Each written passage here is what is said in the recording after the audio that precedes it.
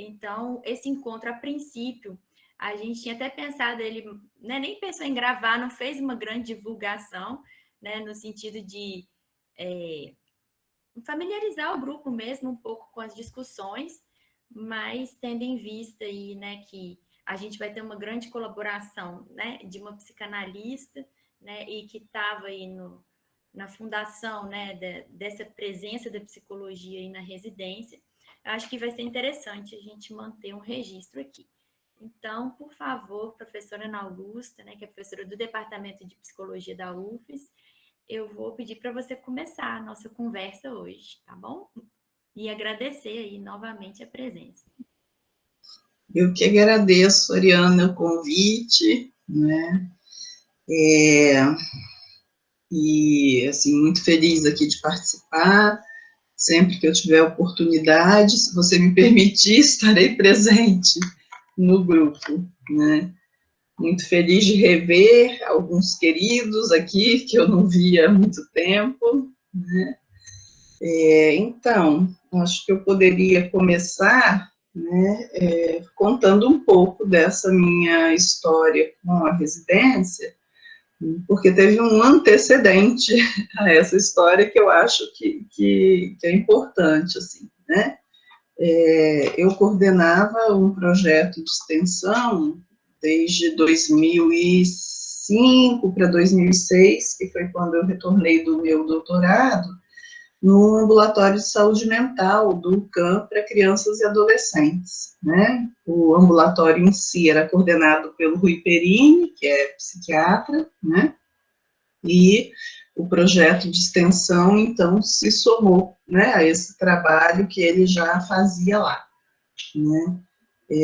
Bom, e aí, estando, né, no ambiente do CAM, né, e trabalhando com criança e adolescente, quando surgiram as primeiras reuniões para a implantação da residência, né, eu comecei a participar delas, mas no momento inicial não era possível que a psicologia fizesse parte, porque não havia psicólogos no hospital, né, havia apenas uma psicóloga na UTIM, que era a Alcione, né, e a Alcione, se não me engano, estava de licença, inclusive maternidade, naquele primeiro momento, né? Então, assim, não tinha como a gente entrar com os residentes psicólogos, porque não haveria preceptores, né?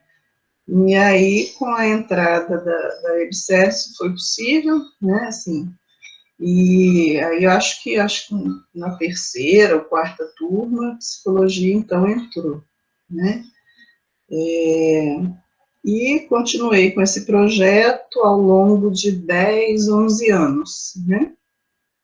E quando eu estava lá, né, no final desses 10, 11 anos, um grupo de profissionais de Serra, né, do município de Serra, começou a pensar a constituição do CAPSI de Serra, assim, que era necessária demais, porque no ambulatório de saúde mental, 70% dos nossos usuários eram do município de Serra, né, assim.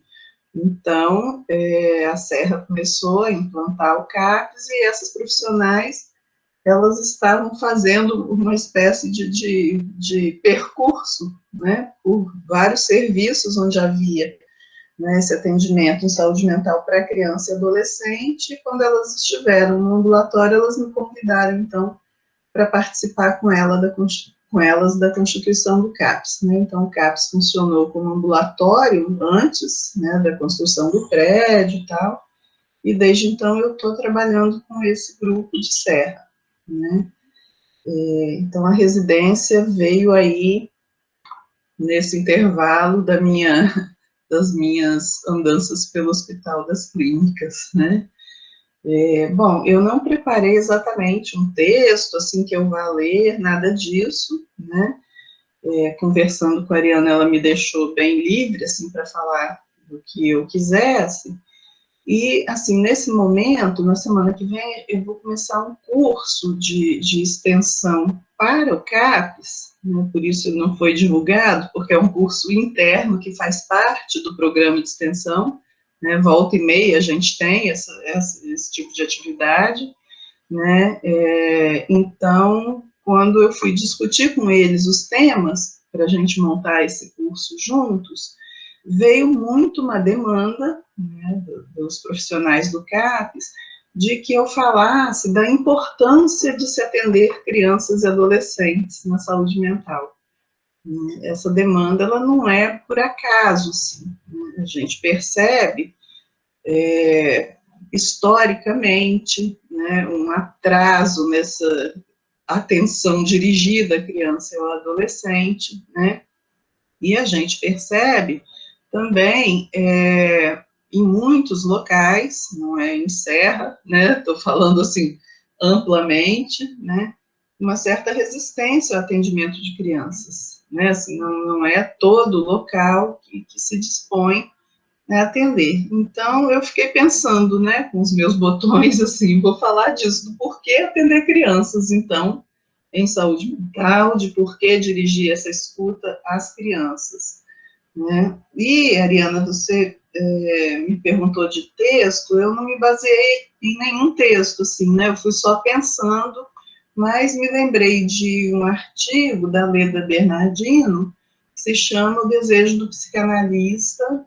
e a Clínica com Crianças, e a Psicanálise com Crianças, né, que é um texto, assim, que abarca bastante os pontos que eu pensei em trazer, né.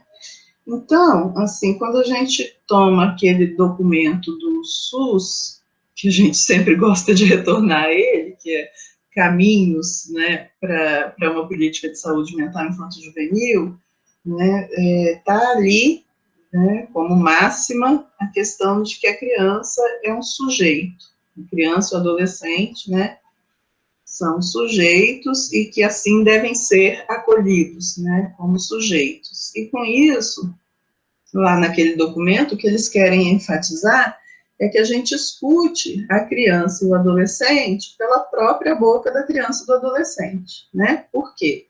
É muito raro que um adolescente busque um atendimento em saúde mental por conta própria, muito raro. E com criança, eu nunca vi. Se alguém já teve essa notícia aí, me conta, né? Porque acho que nunca ocorreu, né? Então, essa criança, esse adolescente, eles são trazidos sempre por uma demanda, né, que inicialmente é de outro, ou da família, ou da escola, ou encaminhamento médico, enfim, né, então diz-se sobre esse sujeito antes que ele próprio possa dizer dele, né. Então, assim, aí eu já entro numa das especificidades do atendimento com criança e adolescente. Eu estou falando, claro, né, do ponto de vista da psicanálise o tempo inteiro, né, porque é o que eu estudo, é com o que eu trabalho, mas fico pensando que muito do que eu vou dizer aqui para vocês, a gente consegue ampliar para a clínica, né, em saúde mental com criança e adolescente, né, e mesmo no caso do hospital, né, a atenção a isso, a esse sujeito, embora ele esteja no hospital por outras questões, né, que são orgânicas e tal, mas, assim, eu acho que o que eu disser aqui, né, a gente vai poder estender a essas situações em que a subjetividade da criança está em questão, né. Bom, tem uma questão aí, né, nessa criança como sujeito e nesse adolescente como sujeito, né, que, assim, quando a gente fala de sujeito, a gente está falando aí de uma singularidade, mas também de uma possibilidade desse sujeito conseguir responder, né, pela sua própria enunciação, pelo seu ato, que não é o caso da criança.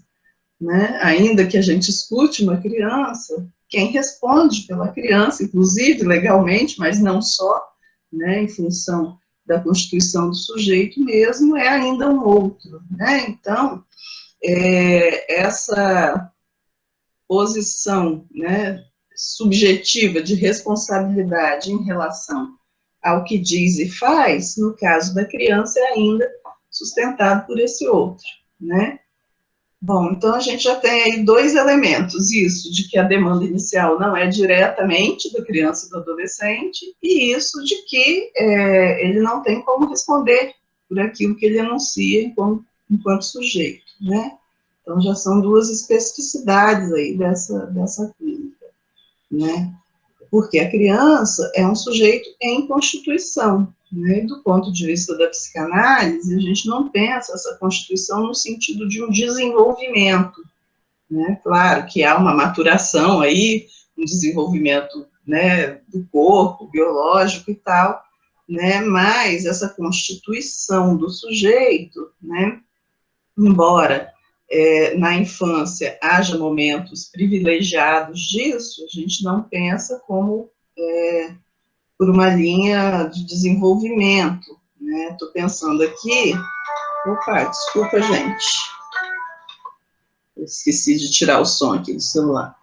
Estou pensando, quando digo isso, né, na questão, né, de que a gente escuta umas falas assim quando a criança está dando alteração, vamos dizer assim, quando crescer isso passa e tal, né? Então não é desse ponto de vista aí que a psicanálise encara a questão do sujeito, né?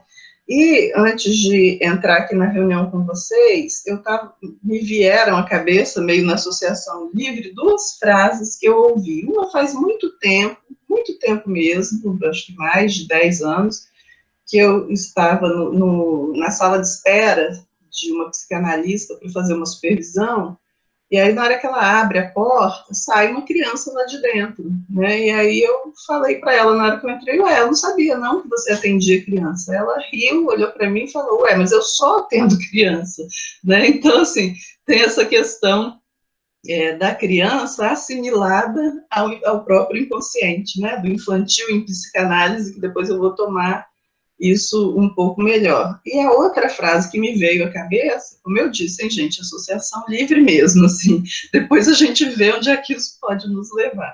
Foi de uma amiga, isso foi semana passada, essa amiga, ela tem um filho de 7 anos, né, e essa criança tem um diagnóstico de TOD, né, e daí ela me perguntou, né, me pediu indicações de neuropsicólogos, né, e neuropsiquiatras, enfim. Aí eu falei para ela que eu não tinha conhecimento nessa área, né, que eu não me sentia à vontade de fazer essa indicação. E daí perguntei um pouco mais, que é uma pessoa que eu considero íntima, né, do que era que estava acontecendo.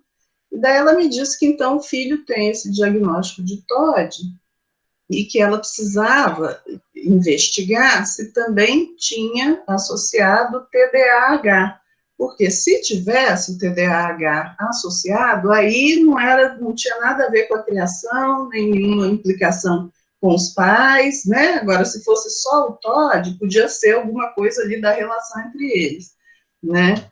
Bom, então foram as duas frases que me vieram à cabeça para a gente tentar guiar aqui a nossa conversa. Não sei, espero que vocês escutem melhor do que eu isso que eu estou falando, porque eu não sei bem por que isso veio, né? Mas, enfim. Então, a Leda Bernardino, nesse texto que eu citei, ela diz um pouco assim que ao escutar crianças, não é que o analisante seja diferente, mas que o que se tem que analisar é que é diferente, porque a relação da criança com o seu sintoma é uma relação diferente, né, do que teria o adulto, e aí ela entra em umas questões lá do Lacan, que eu não vou me deter aqui, né, e aí ela vai fazendo todo um levantamento de outros psicanalistas, né, que falam um pouco sobre isso, sobre o desejo do analista na análise com criança, né, e aí ela cita, por exemplo, a Colette Soler, né, diz que a Colette Soler acha que para que a gente atenda uma criança, tem que ser uma criança já sujeito, né? Isso é uma proposta da Colette Soler, ou seja, uma criança que não esteja ainda totalmente alienada como objeto no desejo do outro, né? É uma questão. Para outros autores, isso é uma discussão mesmo antiga, né, na psicanálise, a respeito de se a psicanálise se presta ao atendimento de crianças. Vocês sabem que o Freud não atendeu criança, né? O único caso que a gente tem é do pequeno Hans, né? Que quem atendia era o próprio pai do garoto, né? E, assim, há essa questão mesmo, se a psicanálise se presta, né, a esse atendimento, né? Isso ainda é discutido, né? Para alguns autores, o que a gente chama de estrutura em psicanálise, quer dizer, a posição do sujeito diante do gozo, não vai se definir na infância, apenas a partir da adolescência, né? O encontro com a possibilidade do encontro sexual, né? Aí, porque essa possibilidade do exercício da sexualidade, né, mudaria essa posição do sujeito em relação à sua sexualidade. Então, antes da adolescência, a gente não estaria falando aí de sujeito, né, do ponto de vista de alguns autores, né? E aí, depois dessa discussão, né, toda, ela faz um levantamento, assim, histórico, né, trazendo uma discussão, assim, como se o atendimento de crianças passasse a ser um sintoma que pudesse se apresentar na clínica como o próprio sintoma, como um sintoma diante desse real da infância. Depois vou voltar nisso. Ela cita alguns autores, por exemplo, que na Melanie Klein haveria a realização da fantasia de uma mãe toda, né? Porque a Melanie Klein faz aquela divisão, né? Da mãe boa, da mãe má, enfim, né?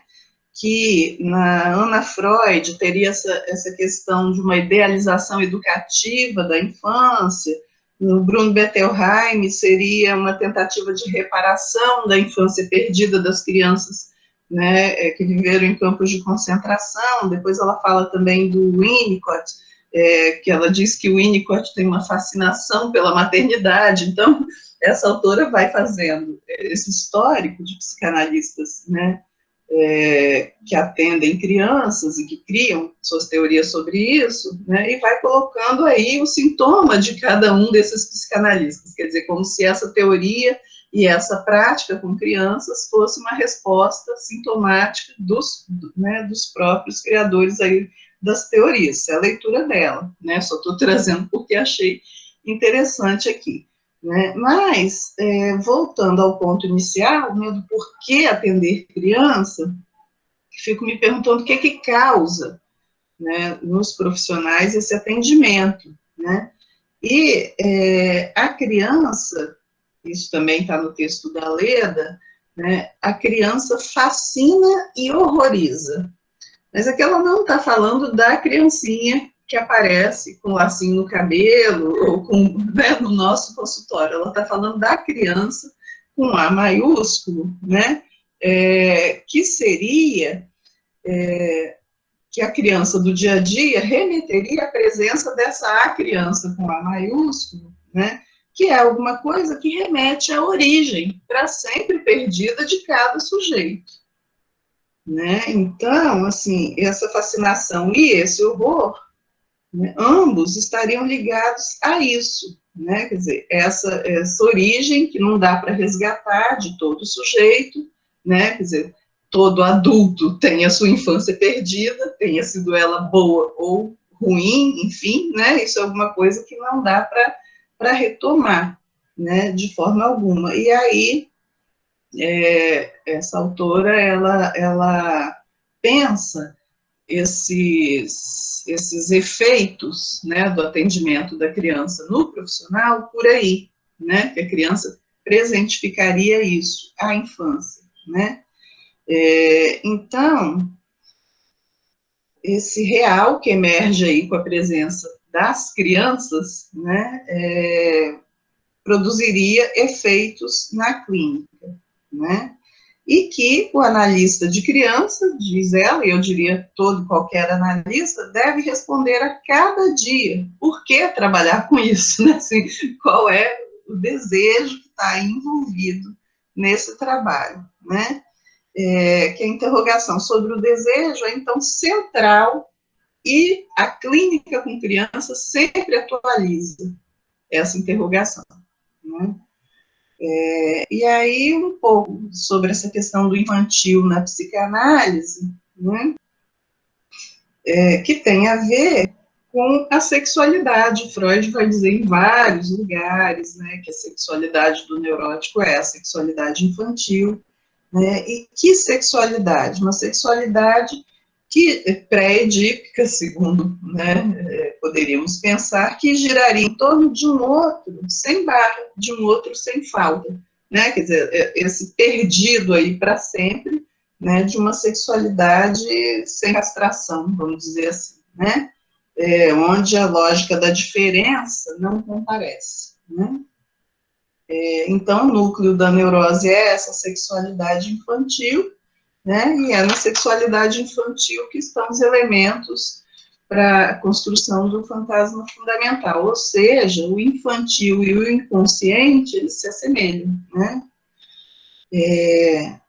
Então, a clínica com criança pode ser facilmente uma busca sintomática do lado do analista, né, por um encontro finalmente bem sucedido com isso que é irremediavelmente perdido, porque mítico, né, no qual, se é isso, se o que motiva a clínica é isso, né, essa busca sintomática, o único lugar que resta para esse sujeito criança é o lugar de objeto, né? Então, assim, a gente pode ter vários ímpetos na direção da criança, como querer salvar, proteger, né? O que seria uma tentativa de restaurar esse sujeito preservado de uma falta, né, inexistente, mas uma fantasia possivelmente, né? Ou pior, né? Se propor a criança como esse outro sem falha, reparador, né? Bom, então, na clínica com o adolescente, e aí marcando um pouquinho essa diferença, né, o adolescente, ele vem meio que pedir a validação da sua posição desejante, né, ele vem ali, ele está trabalhando com isso, ele está aí nesse meio, né, ele está questionando a sua capacidade de enunciação, vamos dizer assim, o adolescente está colocando em xeque, né, essa sua possibilidade de arcar com o próprio desejo. Já a criança não, né, como eu disse no começo, a enunciação da criança ainda precisa ser sustentada e depende de algum outro. E aí, qual seria o lugar do analista? Né? O lugar, como em qualquer análise, é um lugar para a falta, né, para que a falta possa vir, né? Então, quer dizer, o analista ocupando aí um lugar vazio, né? E, assim, isso faz pensar que a Ana Freud, até que ela tinha razão, porque na Freud ela vai propor que antes de uma análise com criança seria necessário um período preparatório no sentido pedagógico, porque a criança ela estaria ainda tão próxima desse adulto, né, que seria difícil da criança falar de si mesma e de sua relação, né, como esse outro. Quer dizer, a criança não conseguiria se localizar aí como objeto desse outro, né, tamanha proximidade. Claro que ela teria razão não nisso, de ter que ter essa preparação, mas dessa proximidade, sim, né, quer dizer, porque a criança, né, não estaria ainda em posição de conseguir fazer qualquer leitura de que lugar ela ocuparia no desejo desse adulto, né? Então, esse lugar vazio do analista, o que é isso que a gente está chamando de lugar vazio? é um lugar de não demandar nada da criança, é um lugar de silêncio, um lugar de espera, né? É um lugar de não propor coisas, não ensinar coisas, né? Não tomar essa criança como alguém que precisa ser desenvolvido numa análise, né? Isso aí não muda, a meu ver, o lugar do analista numa análise de adulto ou numa análise de criança. Então, a criança confrontada com isso, ela se confronta com algo que é inédito na vida dela, porque todo mundo demanda alguma coisa da criança, né? E aí, uma possibilidade aí, nesse encontro com esse outro adulto inédito, né, que não lhe demanda coisas, né, a criança pode ter um lampejo, né, primeiro uma inquietação, uma pergunta, o que será que esse outro então quer de mim, mas algum lampejo, né, que a distancie desse outro todo, né, que demanda dela, que a toma como objeto, assim, né. E mesmo que a criança venha a colocar o analista, tentar colocar o analista na posição de mestre, que é a posição que ela está habituada, o analista não ocupa esse lugar, né? Então, ele não pede nada à criança, a não ser que ela esteja ali naquele lugar, né? Bom,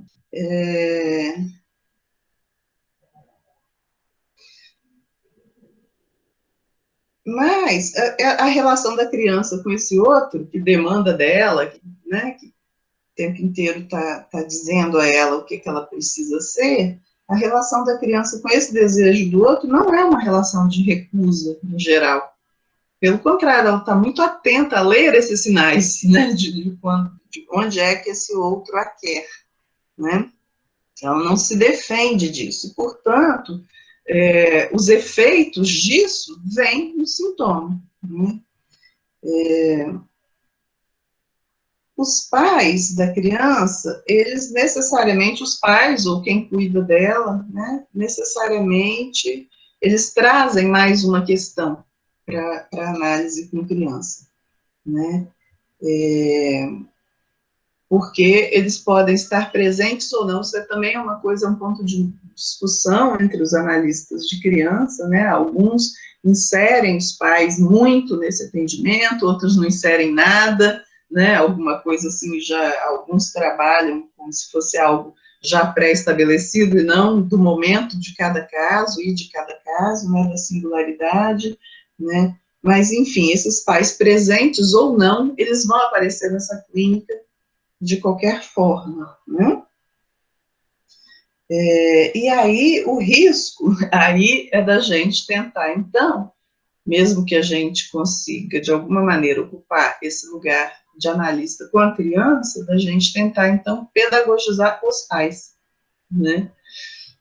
O que eu percebo muito em pessoas, assim, que começam o atendimento de criança, sobretudo casos mais complicados, em que a criança não fala, ou alguma coisa nesse sentido, o que eu percebo muito são os analistas quase que pedindo socorro aos pais, assim, né? A chamada não é tanto no sentido da escuta da criança, mas no sentido, sei lá, de amenizar alguma coisa dessa angústia para o próprio analista. Quer dizer, a criança não fala, então vamos chamar esse outro que fala por ela, né? Isso eu percebo, assim, muitas vezes em algumas supervisões e tal, que eu acho, uma coisa bastante, vamos dizer assim, natural, né? Assim, não é um erro, eu acho que é um efeito do real dessa clínica mesmo, né? Então, essa pedagogização dos pais é alguma coisa também que é apontada pelos autores, né, como um risco.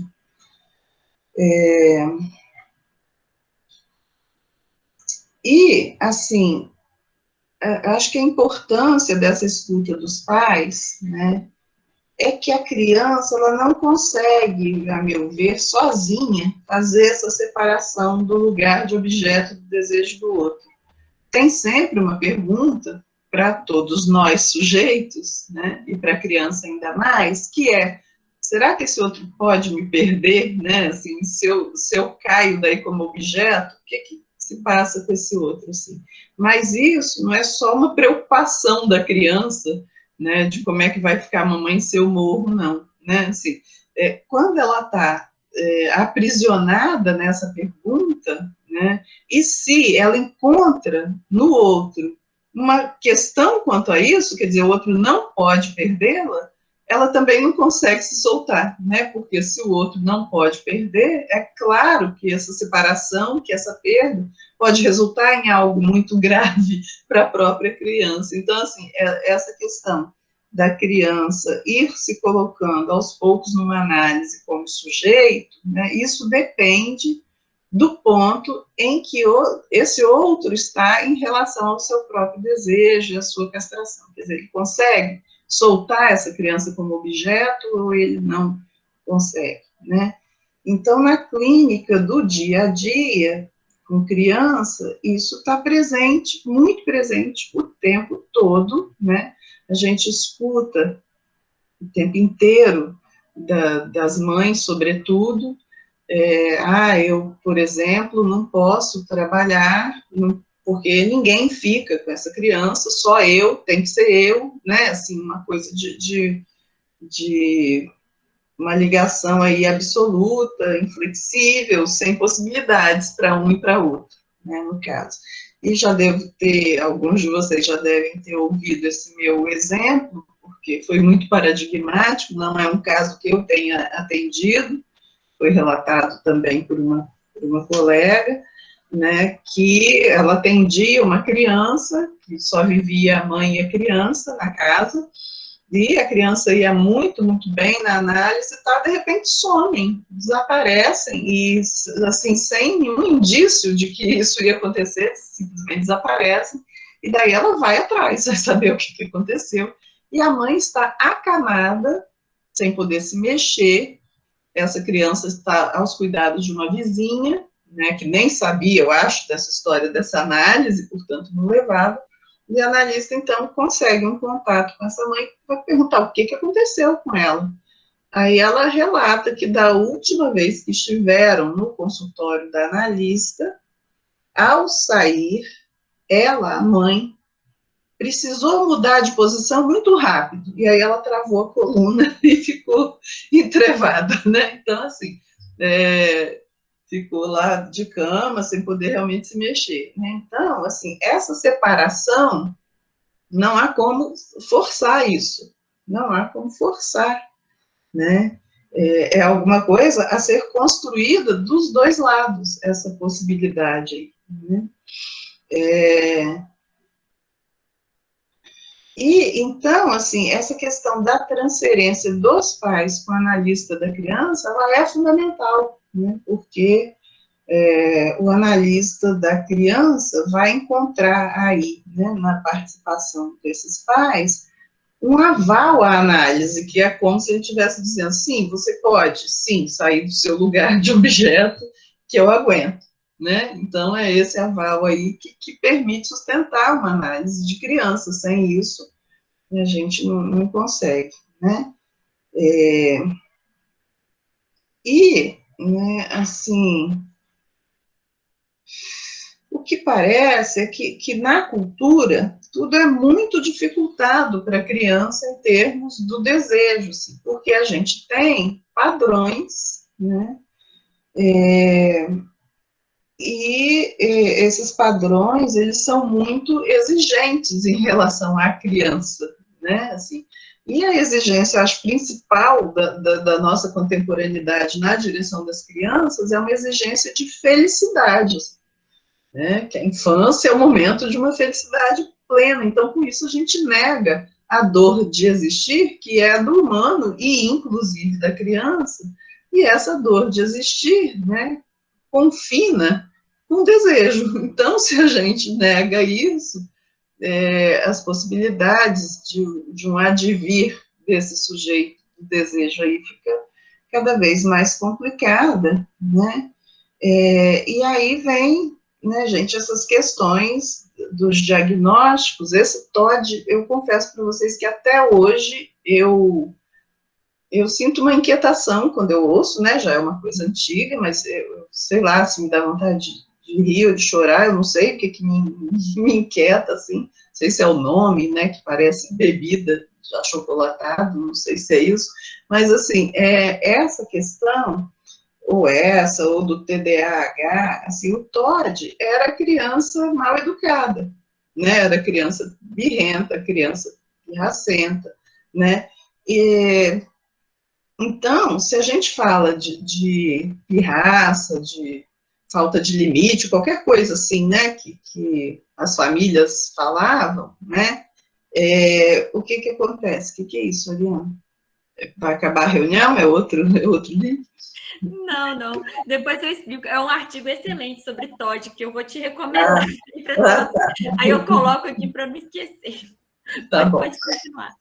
Então, era essa coisa. Então, apontava, se a gente está falando de uma malcriação, né, que é o termo assim, bem leigo para isso, a gente está falando de uma relação com o outro, né? Assim, quem faz malcriação para alguém, né? Então, isso implica o outro. Agora, se a gente toma isso do ponto de vista do transtorno, aí pronto, não tem implicação subjetiva mais de lado nenhum, né? Que é um pouco a saída que a minha amiga achou, mas aí ela achou no TDAH, né? Porque, ao que parece, né, as pesquisas de TDAH já conseguem insinuar alguma coisa cerebral mais do que a questão do TOD, né? Então, assim, a gente se fia na questão das evidências, né, da medicina baseada em evidências, e aí, assim, a gente, o que faz? Reduz, e eu não estou discutindo se tem, se não tem, né, assim, a questão que eu estou trazendo não é, não medica ninguém, né, essas coisas são todas, não é isso, né, bobagens, não é isso, mas, mesmo que haja, mesmo que se descubra, né, coisas de ordem cerebral aí que determinem esses comportamentos, isso é pouco demais para se falar de um sujeito, ainda que tenha, né, assim,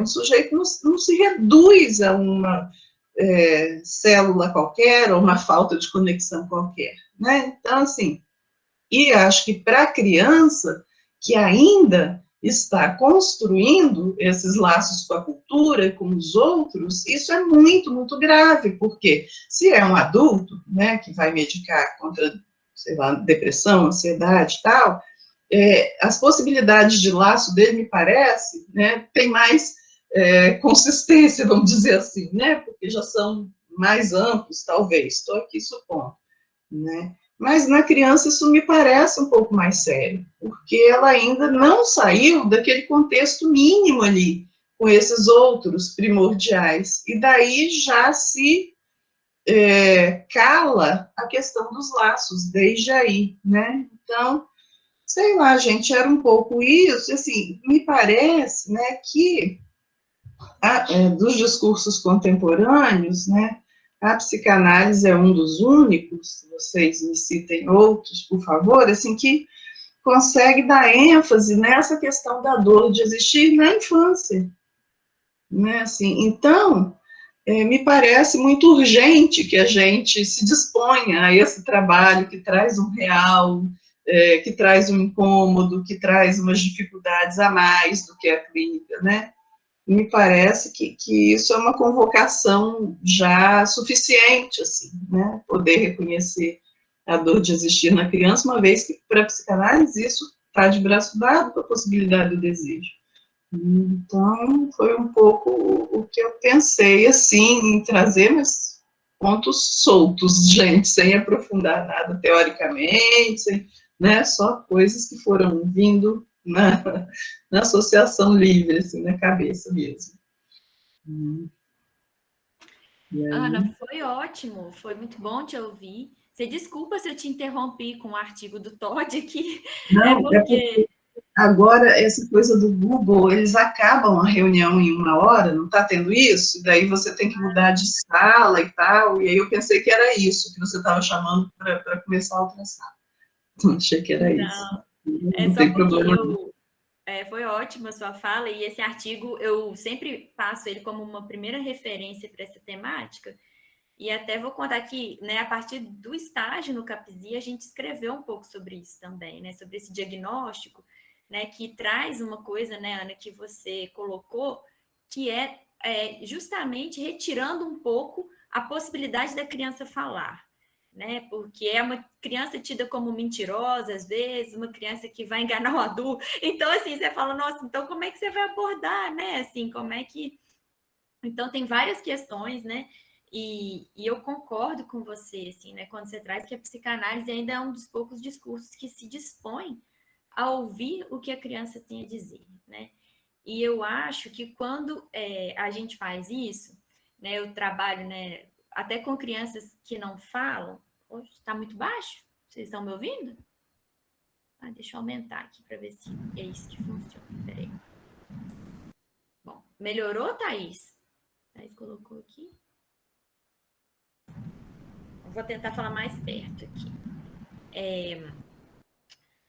Mas, enfim, quando a gente até fala, né, com crianças, quando a gente trabalha com crianças que não falam, inclusive, né, eu acho que abrir esse espaço, né, é inclusive dar esse lugar de sujeito, né, e aí, né, quando eu falo da clínica com bebês, eu acho que é só para aproveitar o gancho, né, a gente fala assim, é preciso, né, um dos eixos estruturantes, né, da constituição subjetiva é supor um sujeito, né, porque o sujeito só vai advir se a gente supor que ele está lá, né? Se a gente dá um lugar para ele, senão ele vai ser sempre um objeto, né? Você sempre está nesse lugar. Então, assim, a criança, de fato, né? Ela é tomada muitas vezes, né? Nesse lugar de objeto, mas é nessa circulação da palavra que ela advém, né? E que é possível que ela, né, se torne, né? Que ela possa ter essa enunciação. Então, eu achei isso muito legal, até para fazer esse gancho, né? Assim, quando a gente fala até de uma clínica com bebês, né? O que o bebê fala, o que ele é, né? Assim, então a gente tem que, né, fazer esse esforço, né, tentar supor aí, né, de que ali vai ter, né, que aquilo que o bebê manifesta já são enunciados, né, que vão ser interpretados, né? Então achei isso muito bacana. Agora, para a gente aproveitar a presença do pessoal da residência, eu vou começar com uma questão, vou deixar depois quem quiser perguntar para a Ana também, né? Às vezes a Ana começa falando, ou, né, o pessoal querendo falar um pouco também sobre esse trabalho, né, as meninas. Eu achei muito interessante você falar, né, tanto de como a criança é colocada nesse lugar de objeto, né, e que nesse sentido, assim, a gente sempre incorre num risco de pedagogização, né, e também desse perigo de pedagogizar os pais, né, que também é uma coisa muito frequente na clínica e principalmente quando a criança tem algum problema, né, assim, se isso já ocorre, né, de hábito, né, assim, quando a criança tem uma questão de saúde ou um outro problema, eu acho que isso aparece com mais força ainda, né, porque os pais também se colocam muitas vezes num lugar de não saber, né? Do tipo, olha, eu não sei lidar com isso, eu não fui preparado para lidar com isso, né? Então, assim, a importância do clínico, né? Não assumir esse lugar de quem vai ensinar também. Assim, eu achei que isso pode dar uma boa discussão aqui para a gente. Mas foram as coisas que eu pensei, assim, a partir do que você trouxe, né? Eu pensei várias outras também, né? Acho que a gente tem muita coisa para conversar. Vou te agradecer aí pelas questões, né? E pela contribuição. E vou deixar circular um pouquinho aqui. E se a Ana quiser falar de novo também, já à vontade. Eu queria só, antes que eu me esqueça, né, a partir de uma coisa que você colocou, essa questão dos pais, né, se colocarem no lugar de não saber, né, porque o discurso médico-científico é o que impera assim mesmo, né, então, é aquele ditado, a gente não sabe o que vem primeiro, se é o ovo ou se é a galinha, né, assim, será que o discurso médico avança nesse sentido da medicalização da infância, porque os casos aumentam, ou esses discursos hegemônicos tomando conta da cultura impedem, né, que os pais entrem com a sua falta mesmo na criação dos filhos, e daí, assim, gente, eu acho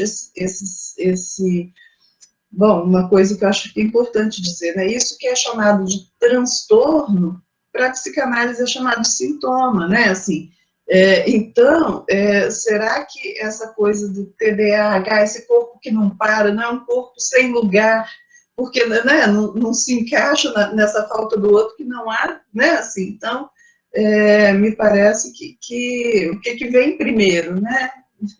O ovo ou a galinha, a medicalização aumenta porque os casos surgem, ou os casos surgem porque o discurso que anula o sujeito, o discurso hegemônico que anula o sujeito, na nossa contemporaneidade, né? Como não deixando nenhuma saída aí. Ô, Ana, eu vou pegar seu gancho aí, né? Assim, acho que as residentes e as colegas aí também podem ajudar, mas assim, o que a sua fala me trouxe, né? E porque a Ariana também pediu que a gente falasse um pouco sobre a questão do trabalho de formação do residente, né? E eu acho que você traz uma coisa muito importante na sua fala, que é o lugar do analista na escuta, né, da criança e do trabalho com os pais, né?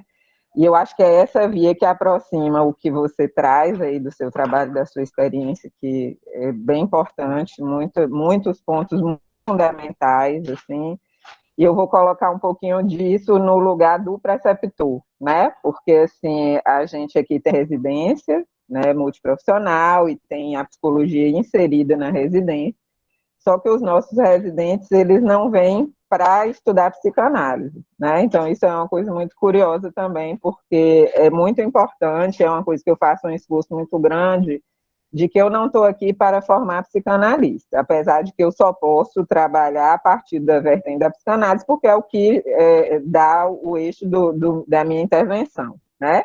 Então, o que eu tenho colocado muito e trabalhado com os residentes é que se eu conseguir transmitir minimamente a escuta, né, como que ele vai abordar isso, de que forma ele vai poder conduzir isso na prática dele, aí é um trabalho dele, né, enquanto profissional, enquanto sujeito, assim. E essa questão que você traz da medicalização da infância, dos transtornos, né, disso que a Ariana cita também, que eu acho fundamental, como isso vem para calar, né, não vem para fazer falar, né, acho essa questão que você coloca fundamental, e eu acho que é eticamente, né, como você diz, a psicanálise é um dos últimos discursos que dão lugar à dor de existir, dão a lugar que as coisas não funcionam 100%, né? Porque tem uma via da pedagogia que é você tentar adequar, e tem várias linhas da psicologia, inclusive, que vão nessa orientação, né? Assim, eu pego o diagnóstico e eu vou adequar o sujeito ao que é possível a partir daquele diagnóstico, né? Então, orientar, né? E tem uma via que você pode fazer, que aí eu acho que é esse ponto aí que é fundamental do que a gente está discutindo, porque o pai vai chegar nesse lugar mesmo, eu não sei o que fazer, né? Nada resolve. Eu acho que esse exemplo que você dá aí da mãe falando assim, se não tiver TDAH, então eu vou para me preocupar o que eu tenho a ver com isso. Isso é um discurso recorrente, não é um caso isolado, né? A gente que trabalha na área de criança, que a gente vê isso, né? E para mim isso é uma questão. Eu acho essa sua pergunta também fundamental, né? O que vem antes, é o ovo ou a galinha, né? Tem mais criança com transtorno porque o discurso está colocando essa criança sem um lugar, né, como você diz, assim, de ser um endereçamento ao outro, esse sintoma, esse mau comportamento, essa dificuldade de aprendizagem, ou o contrário, né? Então, eu acho que isso se aproxima da formação do residente nesse ponto, né, de como que a gente pode transmitir para o residente que ele também vai ter que fazer uma escolha de onde ele vai escutar, né? Porque ele pode pegar e escutar na via de, então é tal diagnóstico, tá dado que é TDAH ou tá dado que é autismo, e aí não tem muito o que se fazer, e aí se vai se medicar, ou então é uma proposta educativa, né? De recompensa e punição. Punição não se diz, mas se tem, né? Então, assim, eu acho que o trabalho com a residência aqui no hospital, a meu ver, é se a gente consegue minimamente sensibilizar né? Que a gente não precisa a gente até estava discutindo isso na residência esses dias. Eu não estou questionando o diagnóstico, até porque isso não resolve o problema, né? A questão é que o que eu faço com o diagnóstico? Porque o que eu vejo na prática é que a partir do momento que você dá um nome àquele comportamento, ninguém mais quer saber daquilo, né? Então, eu vejo muito isso na escuta com os pais. A criança está tomando medicação fortíssima, mas você pergunta, melhorou? Fala não, mas não questiona a medicação, né? E aí vem várias questões. Ah, por que não tem um atendimento psicológico? Ah, por que não sei o quê? Então, assim, e ninguém está muito preocupado com isso, né? Então, eu acho muito bom o que você está falando. Eu não sou contra medicar, tem situações que é necessário, né? Mas o que a gente vê cada vez mais é que a medicação não vem para apaziguar, não vem para ajudar a conter um pouco, para que o sujeito possa elaborar isso da sua forma, né? Seja criança, seja adulto. A medicação vem para tamponar.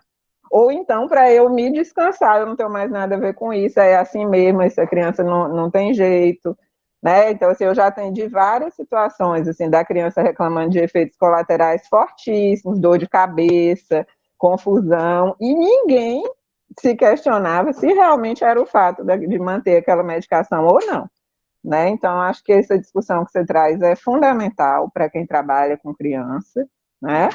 E eu acho que isso se associa à formação do residente, justamente se a gente consegue minimamente sensibilizar para esse ponto, né? Teve uma situação curiosa que aconteceu comigo uma vez, que me chamaram para falar num evento, era para falar sobre as questões da pandemia, como se as questões psíquicas geradas da pandemia fossem dadas a priori pela pandemia, né?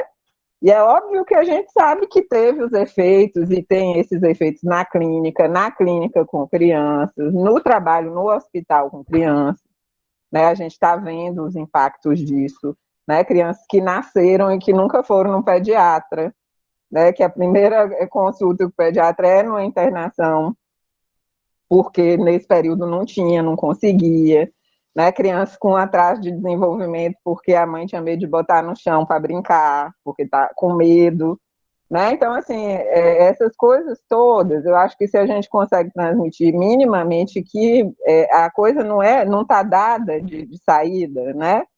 E que a gente vai precisar trabalhar em cima disso, e que a gente vai precisar ver em cada caso qual é o efeito, né? Achei muito bom a sua fala, porque às vezes se confunde a ideia de você questionar a medicalização como uma recusa a medicar, né? E não acho que tenha a ver com isso. Quem trabalha com saúde mental sabe que às vezes é necessário, né? O suporte medicamentoso. Eu acho que isso na infância tem várias discussões, inclusive porque a gente não tem muito a notícia ainda dos efeitos disso a longo prazo, né? E eu gostei muito também quando você traz essa coisa da tentativa de localizar no corpo, né? O transtorno, o TDAH, e aí é muito curiosa a fala que você traz, porque isso é muito sintomático do que a gente vê hoje em dia, né? Se não tiver no corpo, aí eu me preocupo, como se as coisas fossem uma exclusão, né? Porque eu acho também que a psicanálise não se coloca no lugar de dizer que nada passa pelo corpo. Pelo contrário, né? Então, quando a gente trabalha no hospital, que a gente trabalha com a questão do adoecimento no corpo, a gente vê que passa pelo corpo também, né? Então, é isso, assim, só para contribuir um pouco aí na discussão, as colegas também, as residentes, acho que podem trazer o depoimento delas. Obrigada.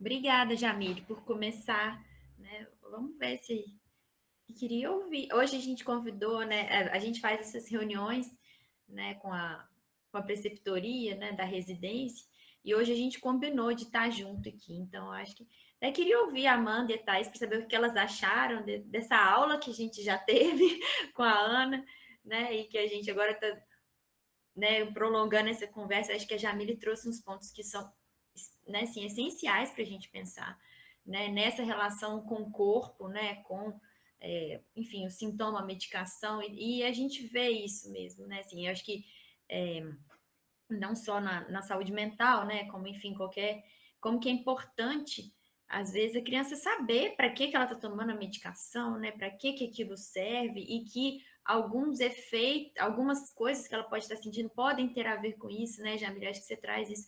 Isso, às vezes, não é óbvio, né? A criança fica tão invisibilizada, né, que não se dá lugar a isso, né? A gente até vê, assim, às vezes, quando tem criança que nem sabe que está tomando remédio, né? Porque dissolve, porque dá disfarçado, porque...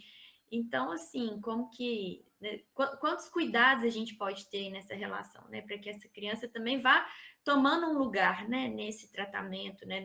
Enfim, nos tratamentos, né? No modo como ela é afetada. Então, vamos ver se as meninas conseguem falar um pouquinho também. Ei, gente, boa tarde. Vocês estão me ouvindo? Sim?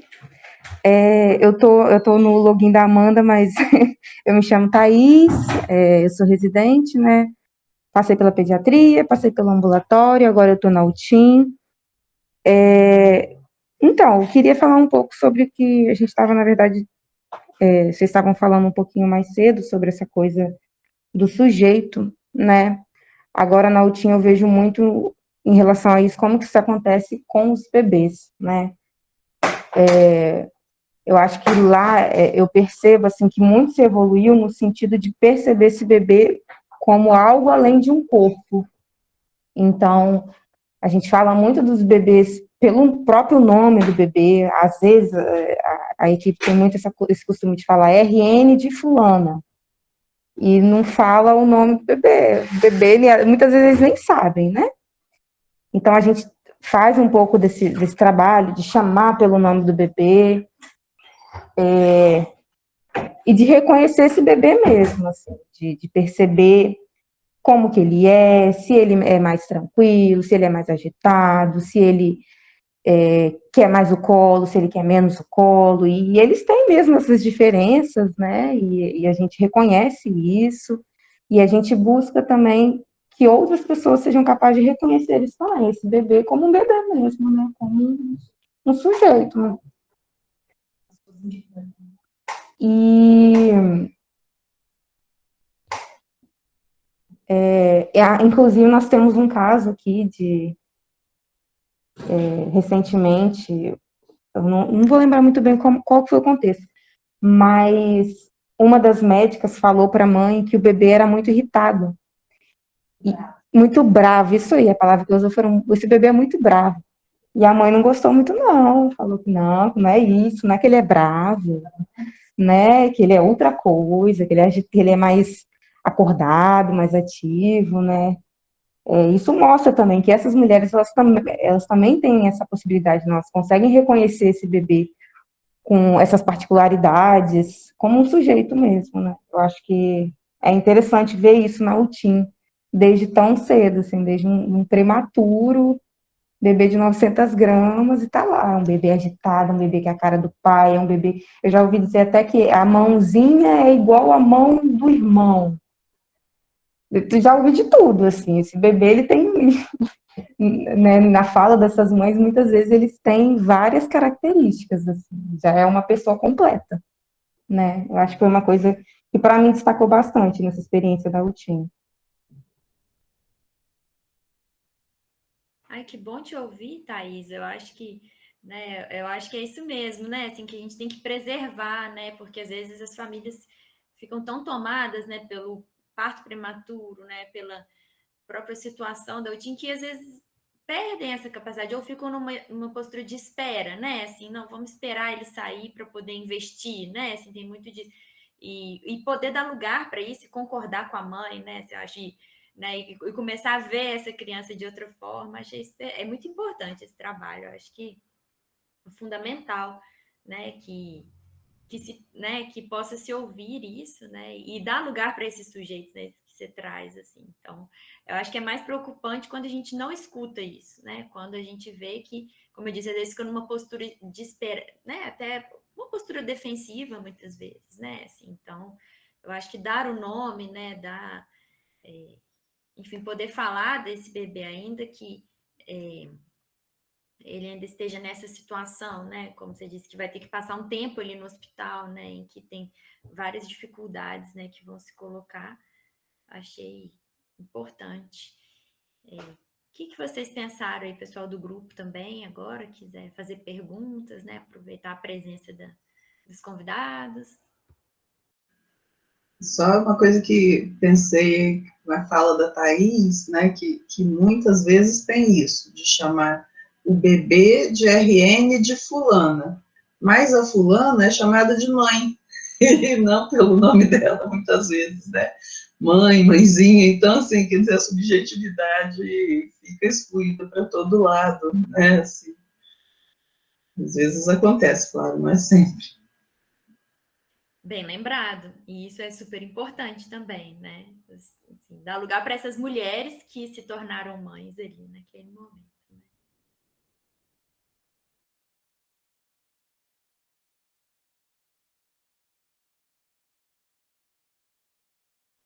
Achei que a Júlia ia falar, fechei rapidinho.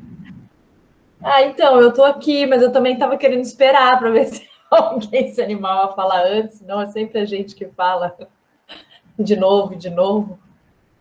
Não sei se os alunos querem colocar uma questão, eu posso esperar um pouquinho.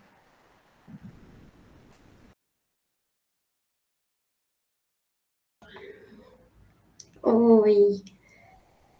Eu tô aqui encantada escutar a Ana, a Jamília, a Thaís.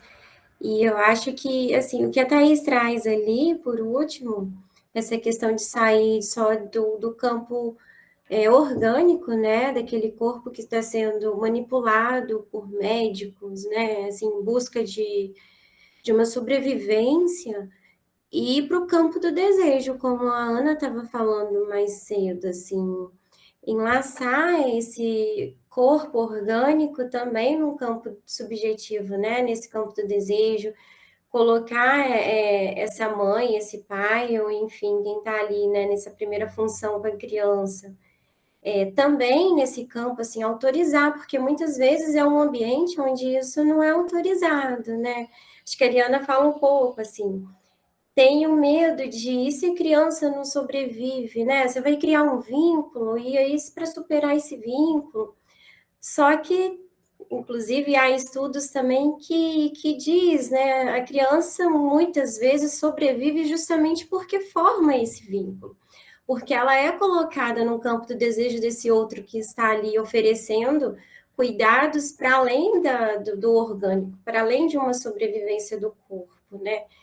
E tem um artigo, não vou me lembrar agora, posso procurar depois, que diz assim do quanto os bebês que não recebem esse vínculo, esse enlaçamento com a família, eles meio que escolhem não sobreviver, eles mortificam mesmo, inclusive o corpo orgânico, isso é muito forte. Então, assim, qual é a linguagem? Será que o bebê também já não está fazendo escolhas, né? Já não está se sentindo amparado ou desamparado ao ponto de se mortificar, literalmente? Nossa, é uma discussão muito bonita, assim, de pulsão de vida mesmo, né? Muito legal, muito bom escutar vocês.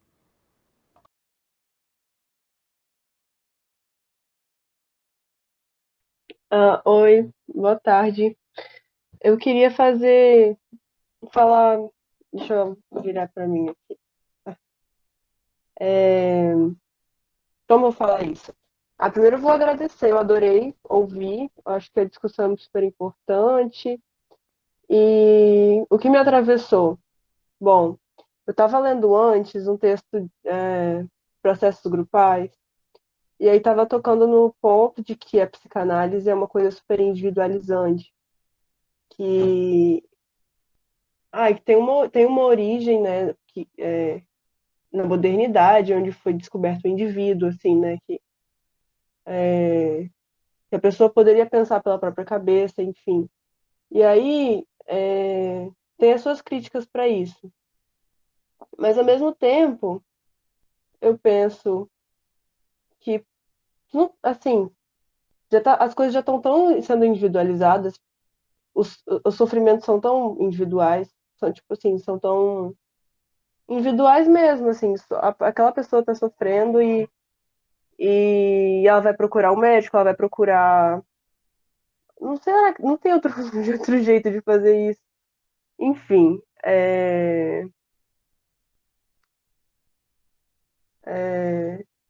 e nossas discussões aqui passam super por isso, né? E não sei, vocês têm alguma coisa para falar sobre isso? Porque eu fico pensando assim, não sei direito. Como que é seu nome? Oi? Como que é seu nome? Desculpa, é que eu não estou vendo o Paula. seu nome. Paula. Paula. Tá, Paula. Ai, gente. Mas é isso, assim, eu super boto fé, mas eu fico pensando nessas outras questões, tipo, os grupos, enfim. É isso, porque eu acho que não tem também muito por onde ir, porque a gente tá nisso, enfim. Só queria falar isso que eu fiquei pensando, adorei a discussão. Beijo.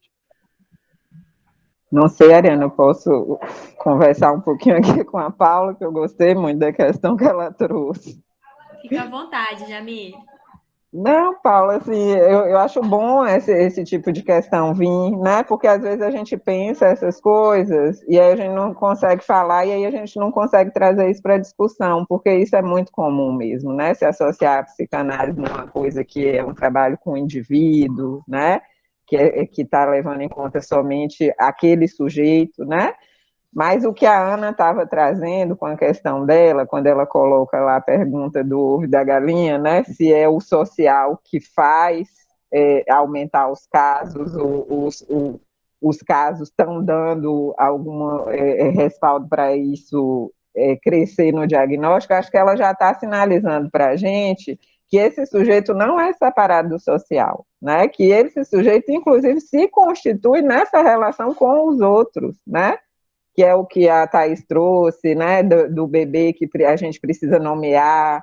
Então, é uma discussão que é importante trazer para o campo da psicanálise, porque um dos ataques da psicanálise é justamente esse, que a psicanálise não vê o cultural, não vê a dimensão do coletivo, né? E o próprio Freud, ele escreve um texto que chama Mal-Estar na Civilização, que é um dos textos que ele está falando sobre como o sujeito se constitui no social. Né? Então, eu gostei muito de você trazer isso como uma questão, né? Porque esse bebê aí que precisa que a gente invista o corpo dele, que a gente diga que ele tem um nome, que a gente reconheça no orgânico ali das manifestações dele algo de subjetivo, é porque a linguagem está no social, né? É o que faz o laço, assim. Então, achei bom, achei importante trazer essa pergunta. Sim, Paula, assim, né, acho também importante, né, e eu costumo brincar, assim, que a psicanálise não trabalha com atendimento individual, né, porque justamente o sujeito não é o indivíduo, né, então penso que o Jamile já colocou, né, a questão de que o sujeito se constitui na cultura, né, mas assim, acho que só talvez tentar tomar isso, né, de um ponto de vista mais, sei lá, que a gente possa falar um pouco mais sobre isso, assim, é justamente essa falta de lugar na cultura para a elaboração do sujeito com sua dor, né, que parece que traz essa, vamos dizer assim, essa pandemia de diagnósticos, assim, me parece, né? Então, outro dia a gente discutia isso num outro seminário, por exemplo, o lugar do luto, né, assim, Freud fala disso em Luto e Melancolia, né? A cultura antes tinha um espaço para o luto do sujeito, quer dizer, o sofrimento de alguém, de um, né, que perdeu aí uma pessoa que lhe era importante, então tinha esse espaço regulamentar na cultura, né? Deu-se o exemplo das viúvas que ficavam vestindo preto não sei quantos anos, quer dizer, tem esse espaço para a elaboração do luto que é acolhido pelo coletivo.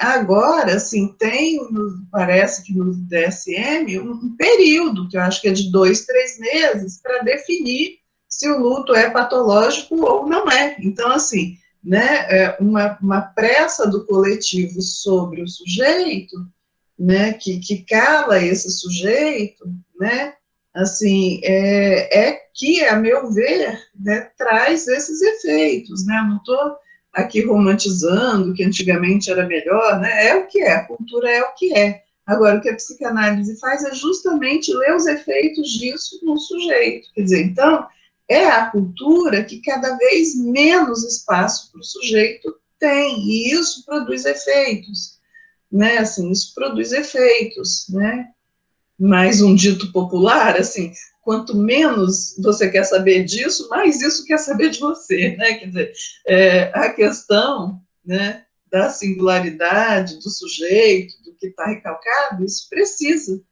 ter o seu espaço, né, então quanto mais a gente cala isso, mais, né, vai vir um efeito, certamente, então o laço com a cultura está aí, então por isso que eu brinco que a psicanálise não trata de indivíduo, não existe análise individual, porque o sujeito que vem, ele vem com os efeitos disso, né, desse espaço ou não que ele encontra na cultura, para suas questões. Oi, Ivana, fala, saudade, cadê a Ivana?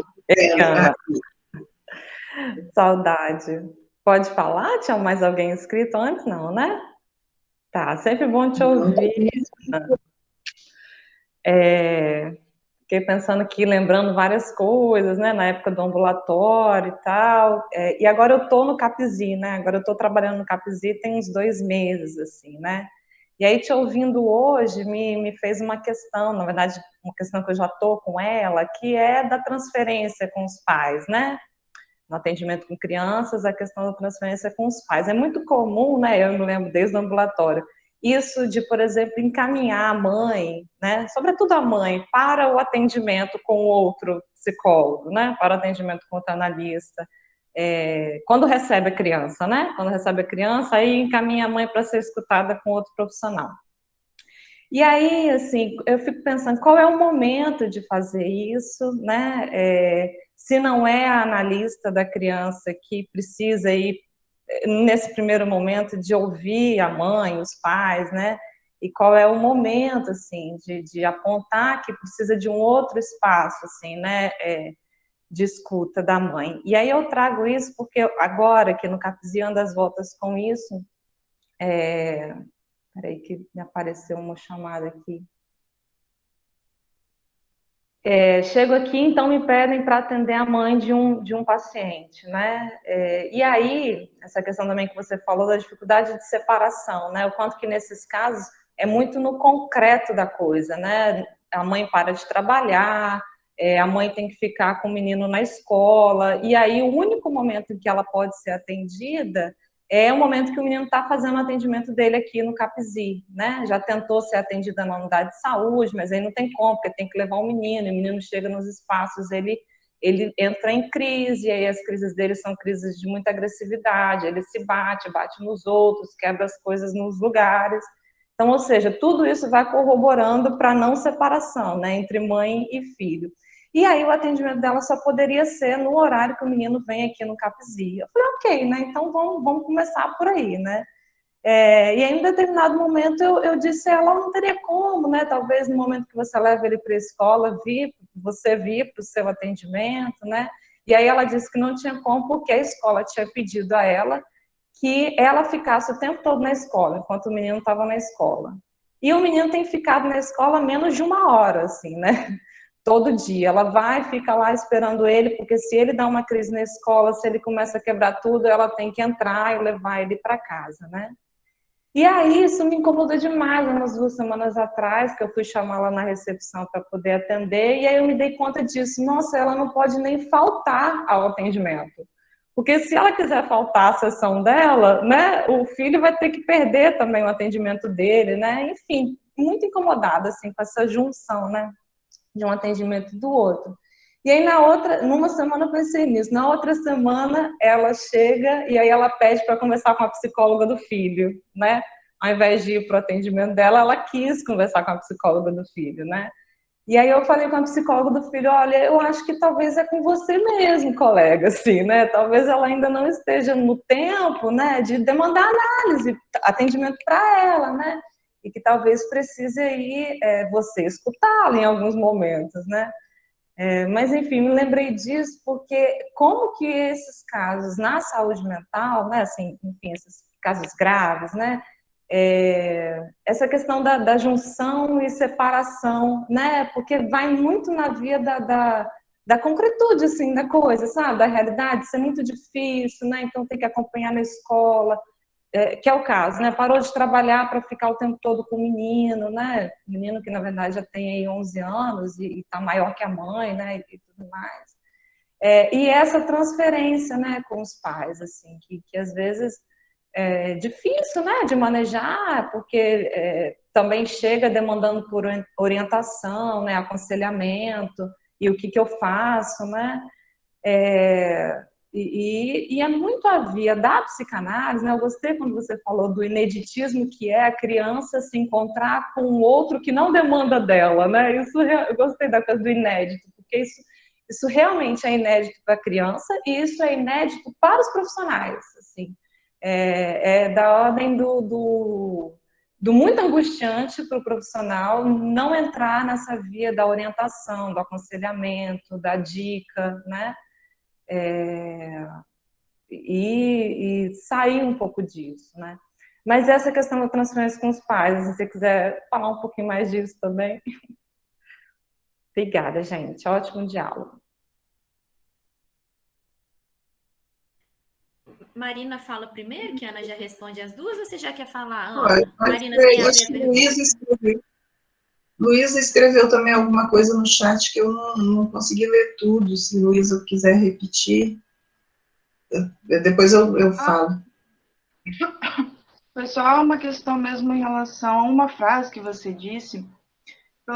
Antes, no início, da sua amiga, que falou que, na verdade, ela só atendia crianças, porque a psicanálise é sobre o inconsciente infantil. Então, assim, esse descolamento dos pais, ou a falta dele, também acontece nos adultos, a gente vê na clínica, a diferença é que o adulto pode cortar isso, né, mais facilmente que a criança. Ela não tem ainda condições de fazer isso. Mas aí sobre o desejo do psicanalista, né, que você tinha dito que algo, eu não sei se eu entendi direito, que algo desse desejo do analista teria a ver com um sintoma em relação à própria infância, de reencontrar esse objeto perdido. Aí eu fiquei perdida um pouco nisso, assim. Aí só comentar um pouco. Depois eu volto. Marina, quer falar?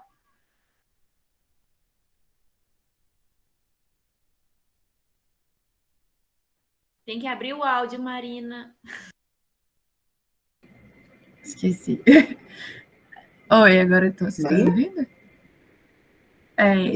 A questão que mais me pega, assim, nessa discussão é que fica para quem já teve a oportunidade de escutar no hospital, Ana, Jamília, residentes, um pouquinho mais que se tiver, porque, assim, me parece, né, que tem muitas diferenças entre um consultório e um hospital. Acho que são outras coisas que acabam atravessando e outras demandas que acabam aparecendo, mas ainda assim, me parece que o lugar da escuta está um pouco para além disso, assim, né? Uma função que está para além.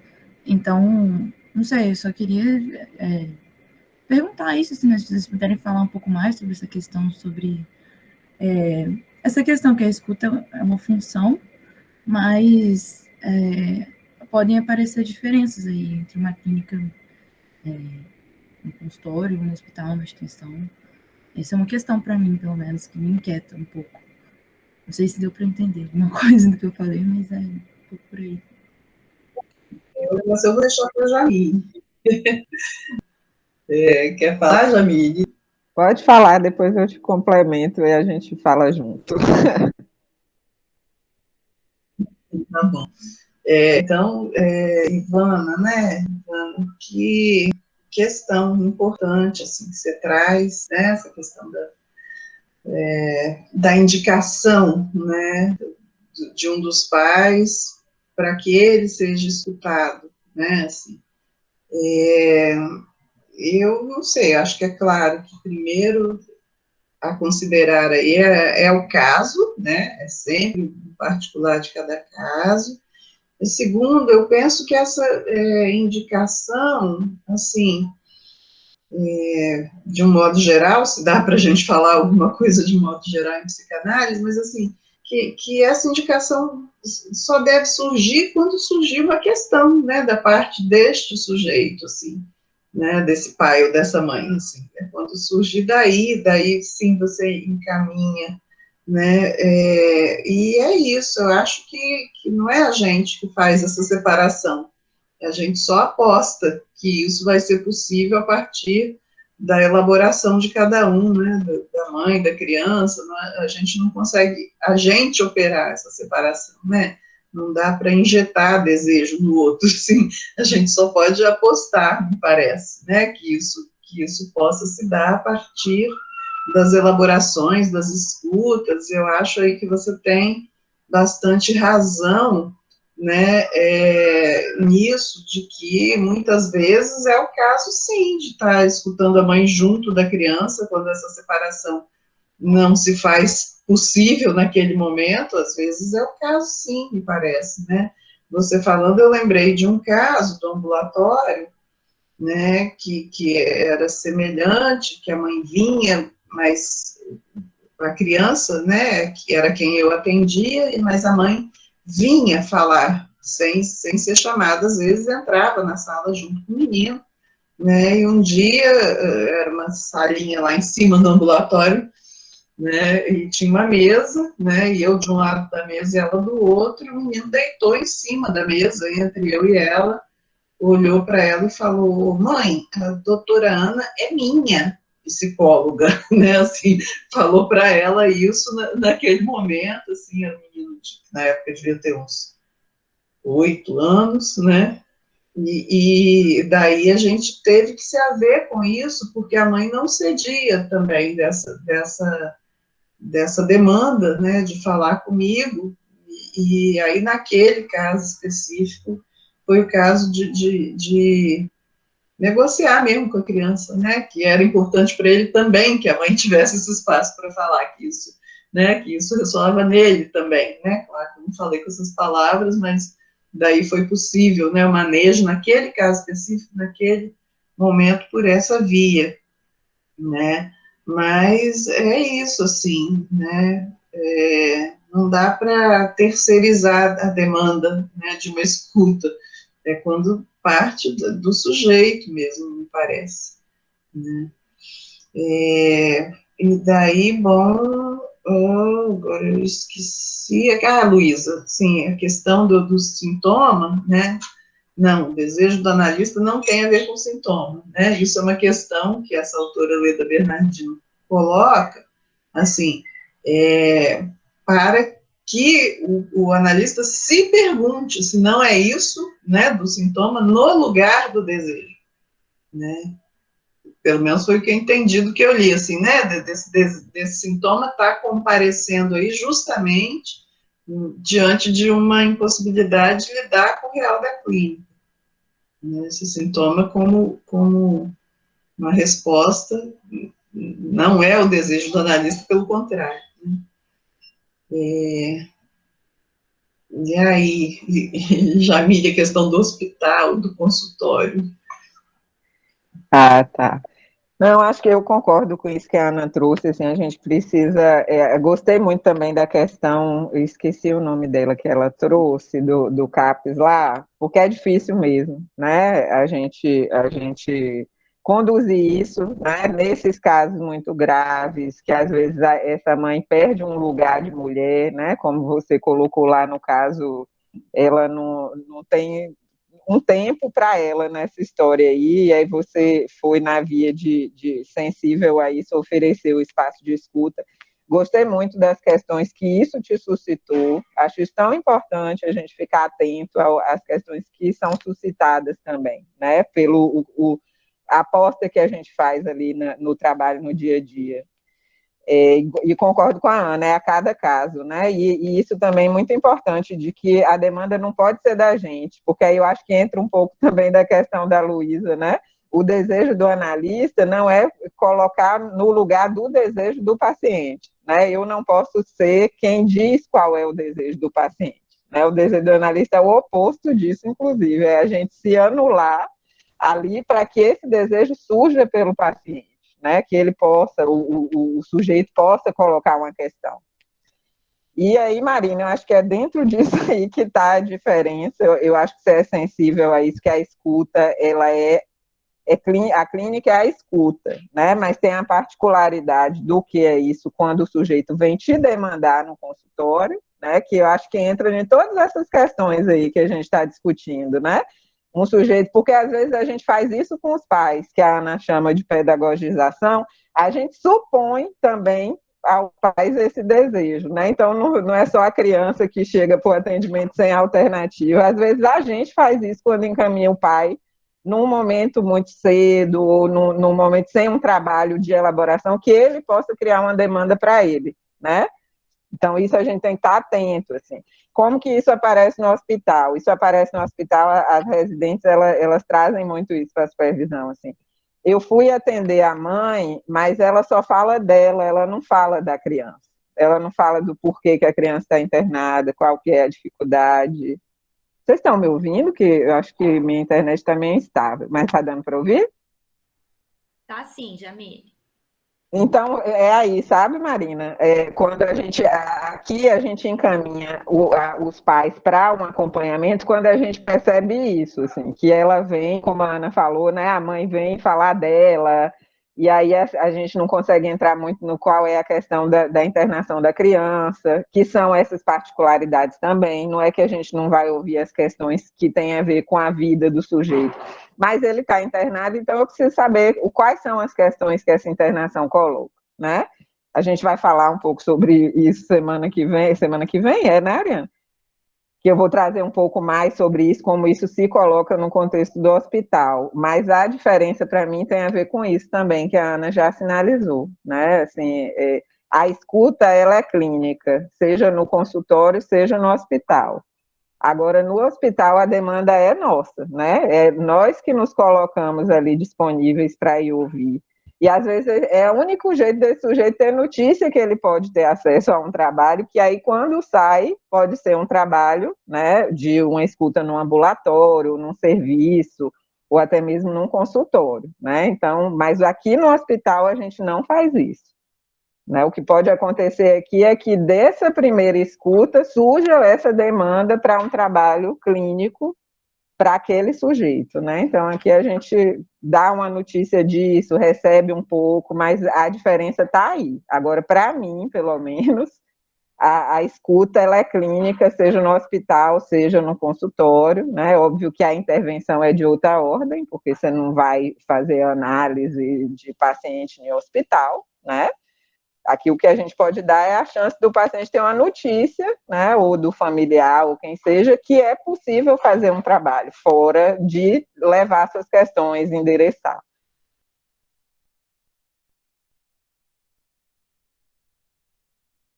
Muito obrigada pela fala, assim, achei bem interessante, assim, bem pontual também.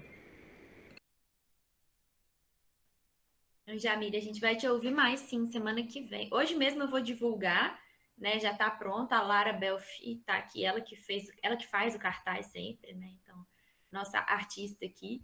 Eu só não divulguei antes para não ter confusão, porque senão, né, como tinha uma reunião antes, às vezes o pessoal entra, né, ou fica achando que ia ser hoje, tá? A Lara. Ficou lindo o cartaz, Lara. Eu fiquei babando, achei que ficou tão bonitinho, né? E todos, né? Todas as combinações de cores, né? Mas hoje mesmo eu vou passar no grupo, né? E semana que vem a Jamile vai falar um pouco mais pra gente aí dessa questão do hospital. Viviane, por favor. Viviane também é preceptora, gente. Pode se apresentar, Viviane, que agora que você tá. Ela estava com a Amanda e a Thaís, mas agora ela entrou com o celular dela, né, Viviane? Vai lá.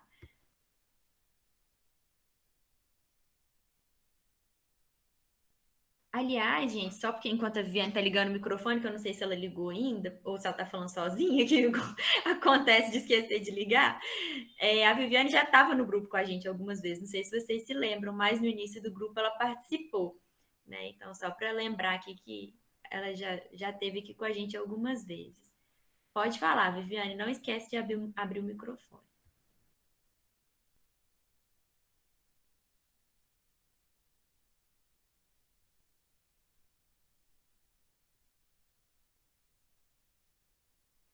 Não tá rolando, né? Não tá dando para ouvir, né? Mas ela levantou a mão. Ah, vai entrar de novo.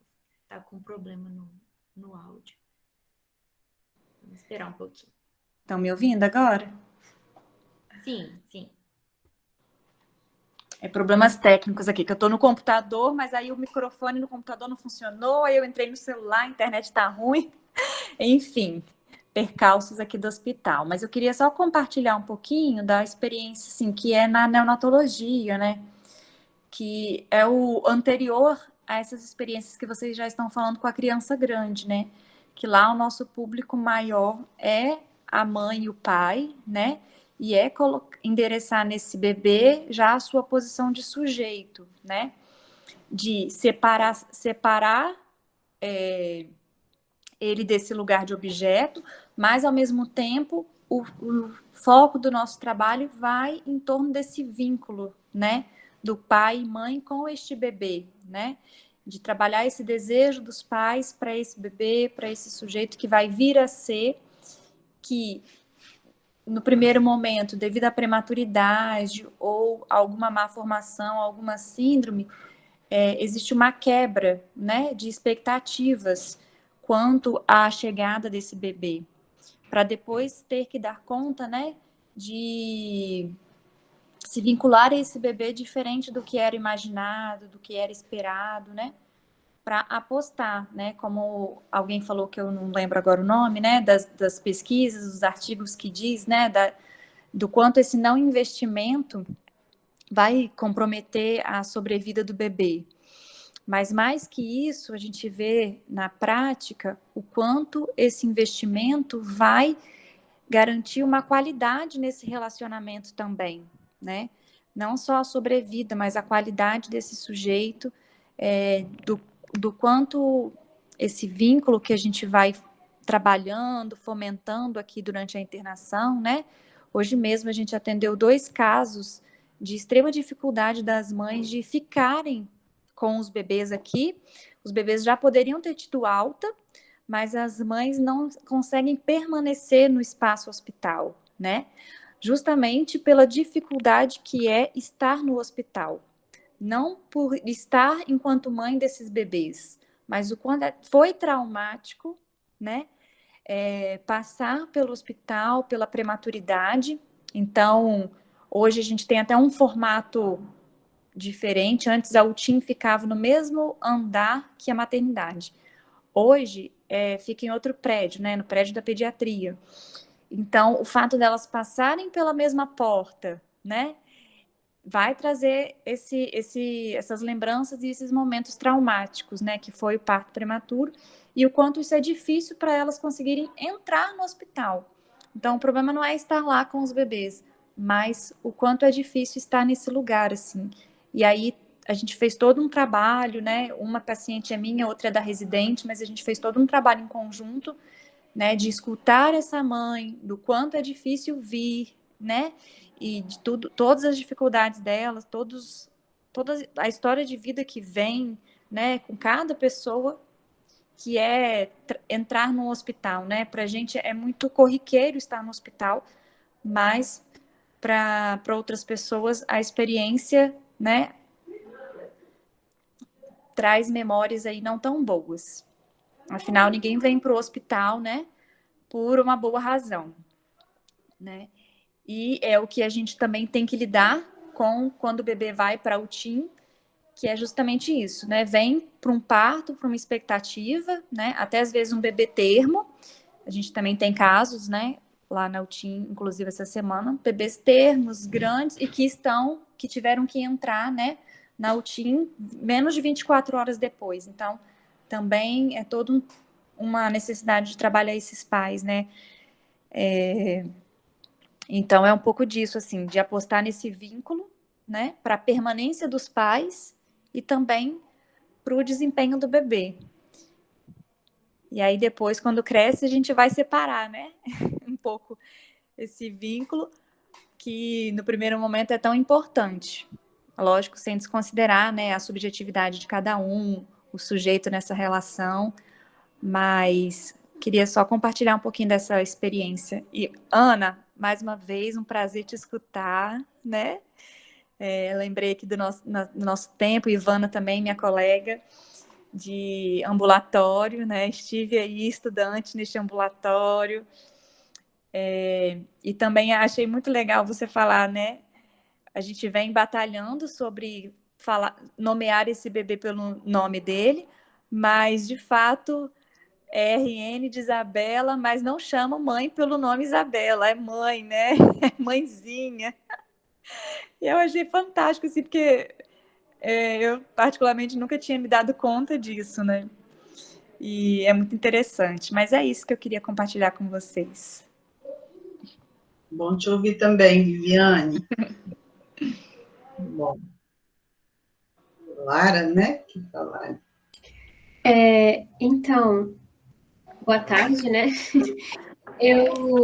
A partir da provocação, da pergunta que Marina fez, e com a fala da Viviane, da Jamile, da Ana, eu fiquei um pouco curiosa em saber, talvez, como que é a rotina de um psicanalista no espaço hospitalar. Sei que a Jamile vai estar com a gente em outros encontros, então vamos ter mais oportunidades para falar disso. Mas, e como que é essa escuta, assim? Tipo assim, nossa, eu fiquei muito confusa agora. As coisas vão acontecendo no hospital, tá? As coisas estão acontecendo. E é a partir da percepção dessas coisas acontecendo que surge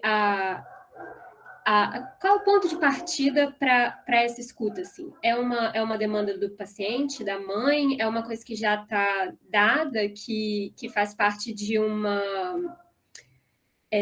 protocolo? Dá para entender, mais ou menos, o que eu estou querendo saber?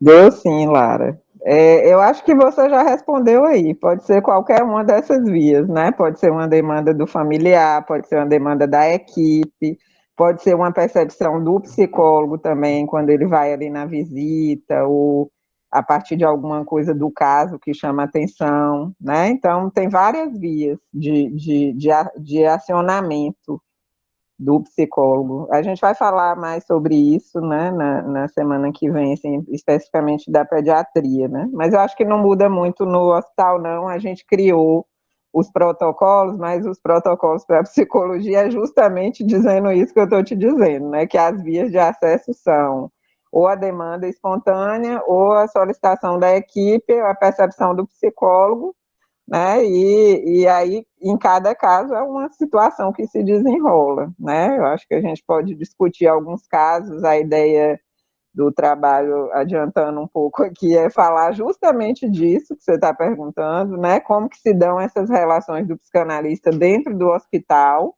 seja com os pacientes, com os familiares ou as equipes, né? Que a gente vai falar disso, assim, de como que o psicanalista atua a partir da transferência dentro do hospital, né? Que aí envolve todos os profissionais e os pacientes, e a relação entre o profissional e o paciente, entre o profissional e o analista, né? Então, tudo isso é um pouco do que eu estou preparando para a gente discutir semana que vem.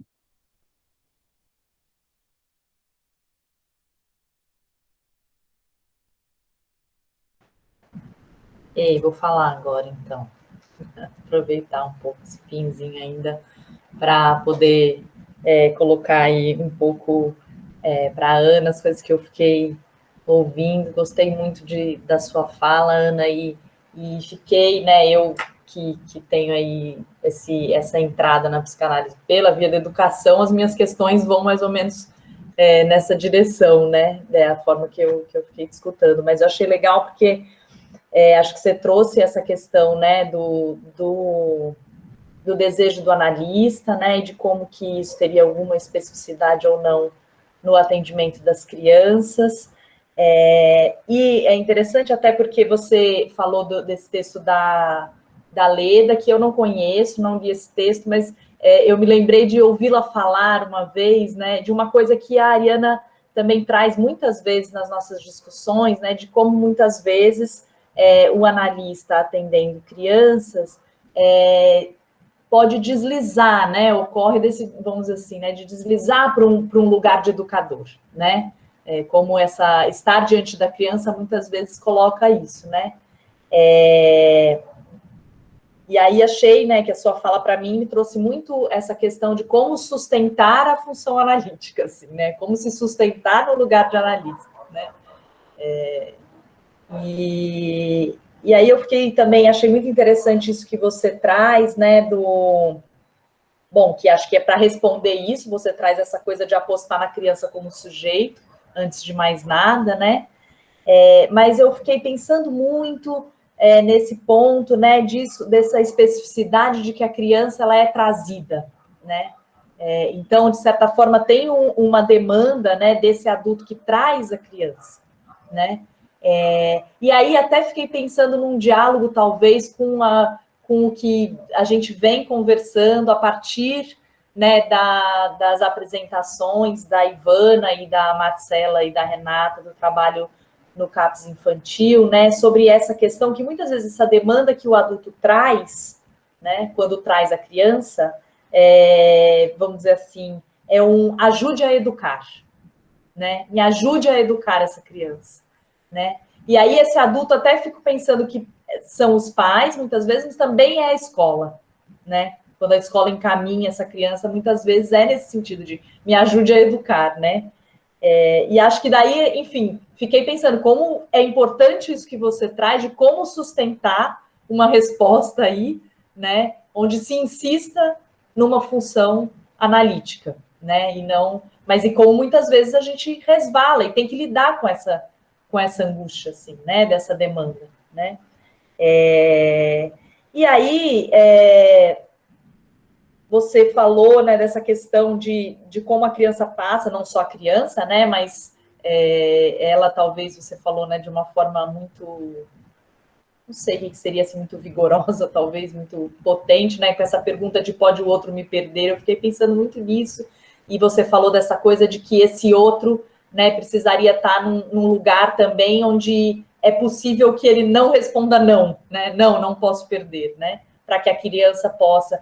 Mas aí, sabe o que me ocorreu, assim, né, nisso que eu entendi que você estava dizendo como um aval, um certo aval, né, desse adulto, dos pais, no caso, principalmente, para que esse sujeito possa comparecer, e daí eu fiquei pensando um pouco, assim, nisso que os estudos justamente da psicanálise na educação, né, alguns colocam essa questão, que é de pensar que o campo educativo é necessariamente um campo de batalha, né, é um campo de batalha, por quê? Né? Porque, de certa forma, a criança precisa arrancar algo desse outro para poder se sustentar no lugar de sujeito. Então, tem algo aí que é da ordem de um conflito, de uma tensão, né, que de certa forma, também se não tem aí, né, dentro dessa função analítica, algo de poder sustentar essa tensão, né, de poder sustentar o fato de que é, de fato, um mal-estar, né, de que é, de fato, algo... e justamente não responder desse lugar que você colocou, né, às vezes como pedagógico, que eu entendo até nessa discussão, né, que faço parte dentro da educação, que é separar a pedagogia da educação, justamente porque é pedagógico mesmo, né, nesse sentido de que a pedagogia é aquele discurso que vem para tentar dizer que não, de que é possível uma intervenção educativa adequada, ajustada, harmoniosa, né, e tentar calar isso que eu estou chamando aqui de um campo de batalha, né, de que tem algo que é da ordem de um arrancar-pedaço mesmo, né, mas que esse arrancar-pedaço não seja, né, insuportável, né, então acho que tem aí algo que daí acho que é essa coisa de dar espaço para escutar esse sofrimento que está envolvido nesse campo de batalha educativo, sabe? Acho que essas coisas que ficaram me suscitando a sua fala, e aí até achei interessante que você traz isso que te ocorreu sobre essa criança, né, com diagnóstico de TOD, né? Achei que talvez tenha tido a ver até eu pensar nisso, né? Porque eu acho que essa questão do desafiador, do opositor desafiador que esse TOD traz, né? Também, para mim, presentifica isso, né? Que é claro que daí vai ter cada caso, como que isso se manifesta, e esse sofrimento precisa ser escutado. Mas, de fato, tem algo aí, né, do educativo, né, que sempre traz isso, essa disputa, né, isso que a criança precisa trabalhar, e esse trabalho muitas vezes é desafiador, é opositor, né, no sentido de tirar algo desse outro para poder aparecer como um sujeito, assim. Então, enfim, só queria colocar um pouco essas questões aí para dialogar com a sua fala, que eu gostei muito, muito. Nossa, Júlia, quantas questões foram, né, surgindo à medida que você ia falando, assim, né, muito importantes as colocações, né, que você traz.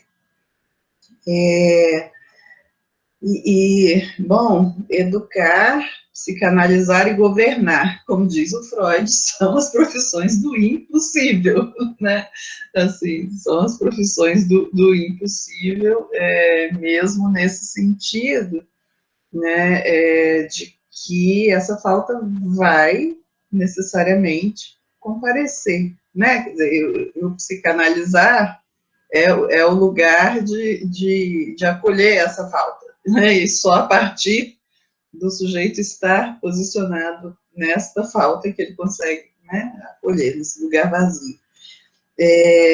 Fiquei pensando, assim, outras coisas também que eu acabei não trazendo em relação à função da escola, né, em tantos sentidos, né, no sentido de que essa criança ali, junto dos seus pares, né, ela vai necessariamente lidar com a sua própria falta, né, assim, para as famílias, quando uma criança pequenininha vai para a creche, né, assim, dos pais perceberem, um entre outros tantos, né, e assim, os outros para os seus pais são tão importantes quanto o meu é para mim, quer dizer, então, acho que envolve uma perda de narcisismo aí, né, dos pais, e isso já aponta para uma separação, e o Freud, né, traz isso naquele texto sobre a psicologia do escolar, né, do lugar da transmissão do desejo, que pode vir por essa via da educação, né, assim, que não necessariamente o que mais importa aí é o conteúdo que se transmite, é o que a criança consegue aprender de fato, em termos positivos, mas do despertar do desejo, né, assim, da curiosidade mesmo, né, porque esse aprender implica necessariamente partir de uma falta, né, assim, você só vai atrás de saber alguma coisa quando você está em falta, né, quer dizer, isso tem a ver com a dimensão do desejo totalmente, né, e o papel da escola de conseguir, às vezes, transmitir esse desejo, né, disso passar, né, para além do que é ensinado ou não, né, mas do desejo poder passar, assim. E é isso, assim, né, eu penso que o lugar do analista de sustentar aí esse sujeito, né, sustentar a falta para que esse sujeito possa advir, né, eu acho que isso pode comparecer em outros espaços também, me parece, né, assim, não é só na relação do analista, não. Né, vieram outras coisas enquanto você falava, que agora elas me escaparam, mas elas voltam depois. Eu não anotei à medida que você ia falando, vieram outras questões que acabaram escapando, mas daqui a pouco volta. Não, Ana, a gente já está encerrando, mas você que vai voltar, quem sabe, assim, você vem Ah, 2 tá. vezes, Tudo aí a bem. gente conversa mais. Semana que vem a Jamile vai estar aqui, aí você pode vir. Bem, Também com certeza. me passaram muitas questões, assim, então só porque a gente já está mais no horário, eu queria só retomar um pouco do que a Viviane trouxe e que a Júlia trouxe agora, né, que a Ana complementou, né, já pensando aqui um pouco, né, a gente fazendo encerramento com questões que vêm aparecendo e que a Ana trouxe no início também, que acabou que eu não comentei, que é isso, né? A gente vai ouvindo e a cabeça da gente vai passeando nos temas, né? E a gente vai elaborando. Mas a Viviane trouxe uma dimensão aí dessa clínica com crianças, né? Que é também a de produzir a alienação, né? Assim, esse encontro, né? Que é uma coisa que o Lacan falou, olha, não nasce grudado, né? O bebê e a mãe, né? Isso não está naturalmente dado, isso também tem que ser construído, né? Então, na clínica com crianças, a gente, por vezes, tem que produzir isso, que é daí que a criança, né? Como a Júlia usou, vai arrancar um pedacinho para ela, né? E que ela vai poder, mas ela vai ter que separar. Né? Então, é esse movimento o tempo todo, né, de trançamento entre alienação e separação. A Ivana traz isso, né? Eu achei super importante, Ivana, nesse caso, né? Você pontuou, poxa, como que vai separar? Né? Você está o tempo todo, né, fisicamente junto, né? Até a Manoni traz essa ideia, uma fusão de corpos, muitas vezes, né? Então, assim, o Lacan fala, né, no seminário 11, ele usa essa metáfora. Então, assim, acho que foi muito produtivo, assim, a gente colocar essas questões, né? Para ir pensando nessa direção de tratamento e, né, então, como eu disse que a gente ia fazer um link, né, que a gente tem pensado muito essa questão do diagnóstico na infância como não decidido, né, justamente porque a criança está o tempo todo nesse movimento, né, de se alienar, de se separar, e hora a gente nota que precisa de dar um corte, hora tem que produzir um laço, né, até no caso que você trouxe, né, Ana, assim, esse comentário, se for o diagnóstico médico, eu não preciso entrar. Se não for, não, vai entrar de qualquer jeito, né? Assim, tem que entrar, né? Vai ter que entrar, né? Então, assim, acho que foi bem legal, assim. Eu, pelo menos, pensei muitas coisas aqui. Infelizmente, o nosso tempo hoje está acabando, na verdade, acabou, né? Mas eu quero convidar todas vocês para voltarem. Jamile, volta. Ana, por favor, volta. Sempre que você quiser, sempre que você estiver disponível. Viviane, enfim, todo mundo, Ivana está vindo também com uma certa frequência. Acho que o objetivo é esse, é a gente poder, né, conversar com os psicanalistas que estão aí atuantes, né, nas instituições também, mostrando, né, como que a psicanálise tem um papel aí, né, tem algo, e uma grande contribuição. Então é isso, agradecer mais uma vez todas, todos.